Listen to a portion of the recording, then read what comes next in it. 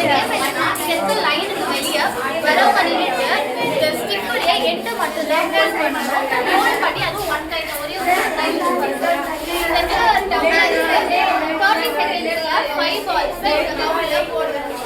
இந்த ரவுண்ட்ல போடும்போது இதுல ஸ்கிப் ஆயிடுச்சு அப்படின்னா அந்த பால்ஸ் நம்ம என்ன பண்ணலாம் 30 செகண்ட்